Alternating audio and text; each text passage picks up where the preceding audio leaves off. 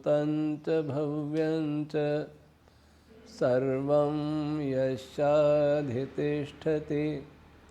स्वर्यस्य च केवलं तस्मै ज्येष्ठाय ब्रह्मणे नमः। प्रिय श्रोतागण, अभी पिछले दिनों 6 फरवरी 2026 को इंदौर जाना हुआ कुछ पोस्ट कार्ड्स के कारण। वहाँ हमारे एक शिष्य माने, सहयोगी माने एक राकेश जी उपाध्याय, जो पृष्ठभूमि से इंजीनियर हैं और एक उनकी कंपनी थी। अब वो वेद विज्ञान का गहरा अध्ययन कर रहे हैं। वेद विज्ञान आलोक उनके रग रग में समाया है। पिछले 6-7 वर्षों से वो वेद विज्ञान आलोक का अध्ययन कर रहे हैं। उनमें विशेषता है कि जो उनको जच जाए कि बात सत्य है, उसको तुरंत लागू करने का प्रयास करते हैं और उसके अनुसार जीवन बदलने का भी प्रयास करते हैं। जो बहुत महंगे कपड़े पहनते थे, शरीर पर बहुत खर्च करते थे, आज सादगी भरा जीवन जीते हैं। इंदौर से लगभग 100 या 125 किलोमीटर दूर देवास जिले के कन्नौद गांव में उनका एक फार्म हाउस है। उस पर हम गए 8 फरवरी 2026 को। वो हमें ले गए। लगभग 200 एकड़ ज़मीन है। उस कन्नौद गांव में भूजल समाप्त हो चुका था। केवल वर्षा से खेती हुआ करती थी। गांव के लोग दुखी थे। उस समय उन्होंने यहाँ 200 एकड़ ज़मीन खरीदी। शायद 3 लाख रुपए एकड़ ऐसा कुछ था रेट उस समय। आज उन्होंने उस गांव को हरा भरा बना दिया है। उनके खेत के पास एक नदी निकलती है जिसका पानी वर्षा में बह के चला जाता था, फिर नदी सूख जाती थी और खेत भी सूख जाते थे। उन्होंने सरकार से प्रयास करके उस नदी पर 2 एनीकट बनवाए, छोटे से बांध, और दोनों एनीकट के बीच में सदैव वहाँ पानी भरा रहता है। 200 एकड़ भूमि में किनारे किनारे पर उन्होंने कई बड़े बड़े तालाब बनवाए अपनी ज़मीन में। वो तालाब नदी से रिचार्ज हो जाते, वर्षा से खेतों का पानी वहाँ चला जाता, तालाब भर जाते हैं और 24 घंटे पानी उन तालाबों में उपलब्ध रहता है और दोनों एनीकट्स के बीच में उपलब्ध रहता है। आज उस गांव में रबी की फसल हमने देखी बहुत अच्छी। जहाँ कभी रबी और जायद की फसल नहीं होती थी, केवल खरीफ की फसल होती थी, वह भी वर्षा होने पर, आज वह तीनों फसल ले रहे हैं। तो गांव के लोग उनको अपने एक बहुत बड़ा हितैषी मानते हैं।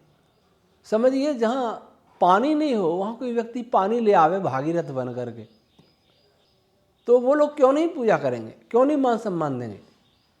उनकी कृषि को देखा, कुछ आवारा गायें रख लेते हैं। दुधारू गाय नहीं थी, लेकिन जो किसान छोड़ देते हैं उन गायों को वो रख लेते हैं। उन गायों के गोबर और मूत्र से जीवामृत बनते हुए देखा। 5 बड़े बड़े टैंक बना रखे हैं, उनमें जीवामृत बनता रहता है। 5 दिन में बनता है। एक टैंक खाली होता है, दूसरा प्रयोग बन जाता है, दूसरा खाली होता है, तीसरा तैयार हो जाता है। और 1 एकड़ में 10 किलो गोबर और लगभग 1.5 किलो गुड़ और कुछ गोमूत्र मिला करके जीवामृत तैयार होता है। चने की फसल देखी, मक्का की फसल देखी, गेहूं देखा, सरसों देखा, केला देखा, गन्ना देखा। बहुत अच्छी फसल थी। न कोई यूरिया डालते हैं, न कोई DAP डालते हैं, न कीटनाशक दवाइयों का प्रयोग करते हैं। हाँ, इतना उन्हें बताया कि चारों तरफ कीटनाशक दवाइयाँ का प्रयोग है और वातावरण बेशाला हो गया, तो एक बार फसल पकने से कुछ पहले उन्हें करना पड़ता है। अब यह भी हमारे तथाकथित झूठे विकास की आंधी के कारण, उससे हुए पर्यावरण प्रदूषण के कारण और उससे उत्पन्न हुए हानिकारक जीवों के कारण उनकी फसल को हमने देखा। वो फसल ऐसी थी जैसे यूरिया DAP से नहीं होती। वो खरपतवार निकालने के लिए कोई जहरीला केमिकल नहीं डालते। मजदूर हाथों से उस घास को, खरपतवार को उखाड़ते हैं। परिश्रम अधिक होता है। वैसे किसान क्या करता है, थोड़ा सा केमिकल लाया, सारा खेत में छिड़क दिया और सारा खरपतवार नष्ट हो गया। जो खरपतवार केमिकल से नष्ट होता है, वह केमिकल वह जहर क्या हमारे फसल को जहरीला नहीं बनाएगा? क्या हमारे अन्न, फल, शाक और चारे को विषैला नहीं बनाएगा? पर यह कोई सोचने वाला नहीं है। इसलिए राकेश जी उपाध्याय का जो भी वो उत्पाद है, गुड़ भी अपने आप बनाते हैं, उसमें भी सफाई करने के लिए देखा। आजकल बहुत सारे केमिकलों का प्रयोग होता है, लेकिन उनके यहाँ कोई केमिकल प्रयोग नहीं था। भिंडी की जड़ों से शुद्ध गुड़ को शुद्ध किया जाता है। उबलते हुए रस में भिंडी की जड़ों का कुछ रस डाला जाता है, मैल ऊपर आ जाता है, उसे निकाल दिया जाता है। गुड़ की खांड भी बनाते हैं, देशी खांड बनाते हैं। सभी कुछ जहरीले रसायनों से मुक्त, उत्तम स्वास्थ्यवर्धक। मक्का की फसल को देखा, इतना मोटा तना देखा जितना मोटा मैंने और कहीं नहीं देखा। मक्का के पौधों के बीच में गन्ने को, केले को लगा रखे थे पौधे। तो इस चने की फसल थी, बहुत अच्छी थी। पानी की पूरी उपलब्धता है और यूरिया, डीएपी आदि रसायन न डालने से भूमि की जल व अवशोषण की क्षमता भी बहुत है। और जब पानी नहीं था, वहाँ 40 फीट पे भूमिगत जल है। उन तालाबों के कारण जीवामृत डालने से भूमि के जल अवशोषण की क्षमता अधिक होती है। तो वर्षा में जब वर्षा होती है तो वर्षा अंदर तक जाती है, जमीन पानी सोखती है और सोख करके कुछ तो रिस करके पानी उनके तालाबों में चला जाता है और कुछ अंडरग्राउंड चला जाता है। तालाब भी लगभग 40 फीट गहरे हैं इसलिए, और पानी का लेवल भी 40 फीट हो गया है, तो तालाब कभी खाली होते ही नहीं। 25-30 फुट पानी तो अभी भरा ही था उनमें। तो विचार आता है, इस प्रकार से अगर खेती की जाए तो यूरिया, डीएपी और जहरीले पेस्टिसाइड का कितना पैसा बचेगा, और इनको खा करके जो रोग हो रहे हैं, उन रोगों पर जो खर्च होता है वो कितना पैसा बचेगा। लोगों का स्वास्थ्य ठीक रहेगा, पशुओं का स्वास्थ्य ठीक रहेगा। पता नहीं हम किस युग में जा रहे हैं। अगर ये 200 एकड़ बैलों से भी हो, अभी उनकी व्यवस्था है, ट्रैक्टर से कर रहे हैं।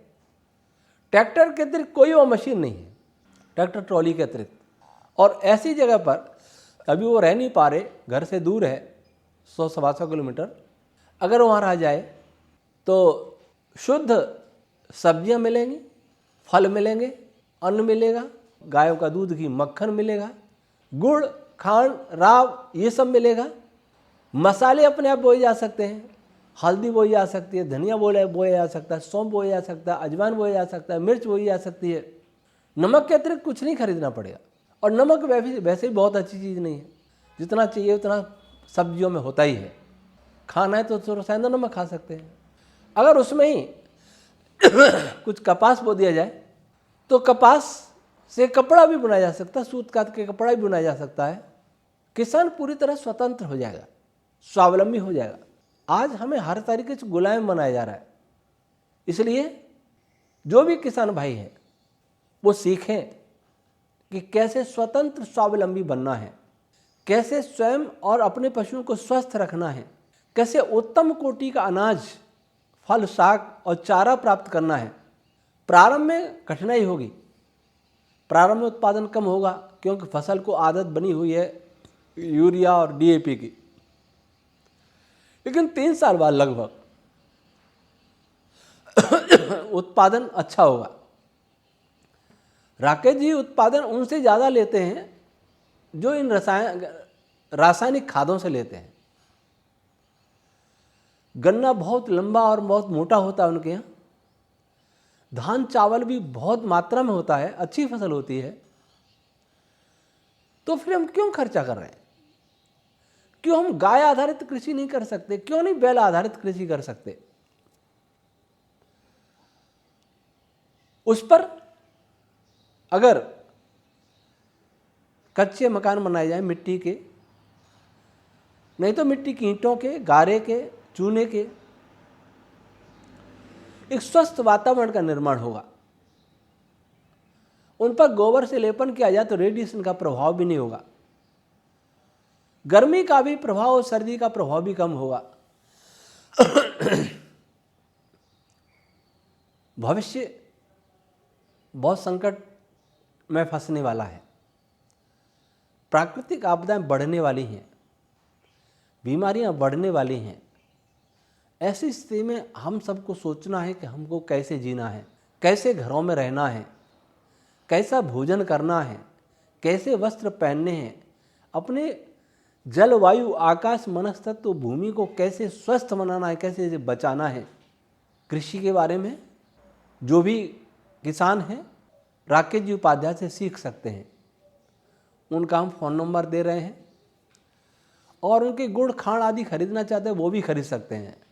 चावल भी बेचते हैं, दालें भी बेचते हैं, वो भी उनके यहाँ मिलता है शुद्ध ऑर्गेनिक, उसका भी लिंक दे रहे हैं उनकी कंपनी का। मैं चाहता हूँ हर किसान ऐसा बने, हर किसान बाजार से दूर रहे, अपने ही बीजों को सुरक्षित रखे, ढूंढ ढूंढ के देश से देसी बीजों को इकट्ठा करे, उसे ही बोए।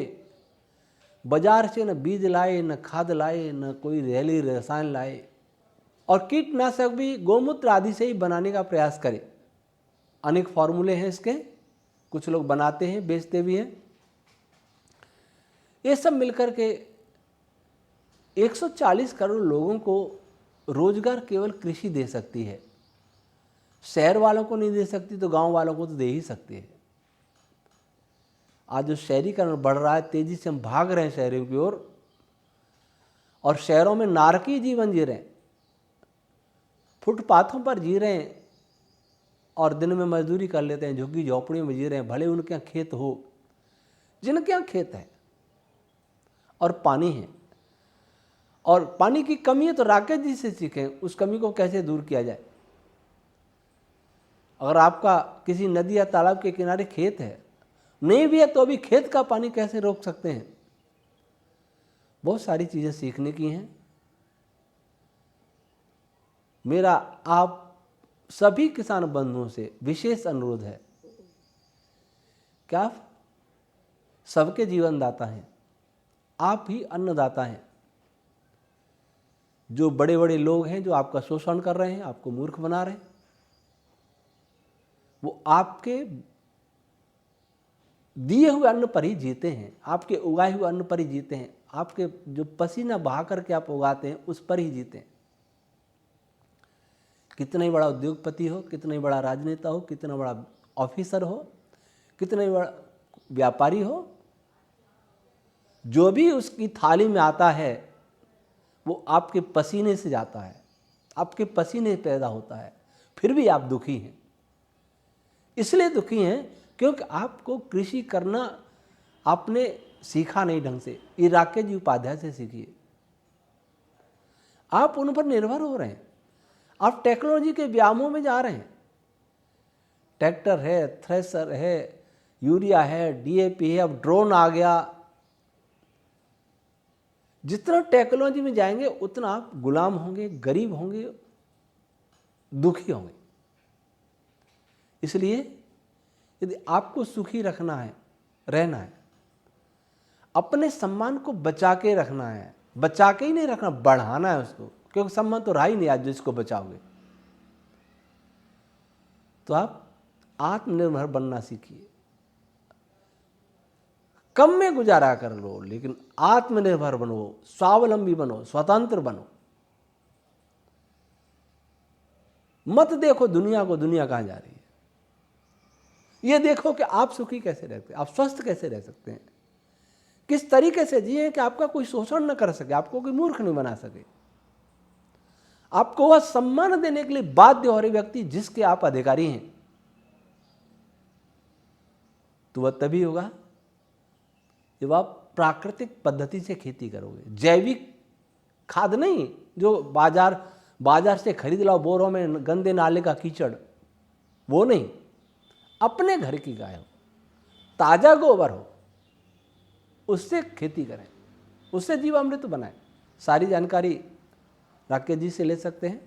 दुर्भाग्य से इसको बढ़ावा नहीं दिया जा रहा। बहुत सारे उद्योग धंधे चल रहे हैं, बहुत सारे बिजनेस शुरू हो रहे हैं, लेकिन ये जो है शुद्ध कार्य कृषि ही है जो पर्यावरण को सुरक्षित रखने में भी सहायक है। बाकी सभी उद्योग पर्यावरण को नष्ट करते हैं। कृषि एक फसल है, वृक्षारोपण है, यही पर्यावरण को शुद्ध करने में सहायक होते हैं। और गाय, उसके घी से किया हुआ यज्ञ, वो शुद्ध करने में सहायक होता है। जब गाय नहीं रहेगी तो पर्यावरण शुद्ध होगा किस यज्ञ से? फसल नहीं रहेगी तो गाय कैसे रहेगी? कृषि और गौ दोनों एक दूसरे पर आश्रित हैं, दोनों को साथ लेके चलना है। आप अभी भी जाग जाएं, आपके विनाश की पूरी तैयारियां हो रही हैं। आपकी कृषि को आपसे छीनने का पूरा प्रयास होगा, टेक्नोलॉजी माध्यम से होगा। बैंकों से लोन लेना बंद कर दें, बैंकों से लोन न लें, ज़मीनों पर कब्जा कर लेंगे लोग। स्वतंत्र रहना सीखें, स्वावलंबी बनाना सीखें, अपनी खेती करें, प्राकृतिक खेती करें, देसी बीज बोएं, गाय पालें, बैल रखें। भगवान आपको सुखी रखे, आपको ऐसी बुद्धि दे, आप अपनी बुद्धि से निर्णय करें, किसी औरों की बुद्धि से निर्णय न करें। नेताओं का सुन करके, तथाकथित कृषि वैज्ञानिकों को सुन करके, तथाकथित पर्यावरणवादियों को सुन करके, व्यापारी और उद्योगपतियों को सुन करके, सरकारों को सुन करके नहीं, आत्मा की सुन करके, आत्मा की आवाज़ पर ही चलें। ईश्वर आपको शक्ति दे, आप शक्तिशाली होंगे तो सभी लोग शक्तिशाली होंगे, आप सुखी होंगे तो सभी सुखी होंगे। यदि आप मिट गए, किसान मिट गए तो सब मिट जाएगा। ईश्वर सबकी रक्षा करे। ओम शम।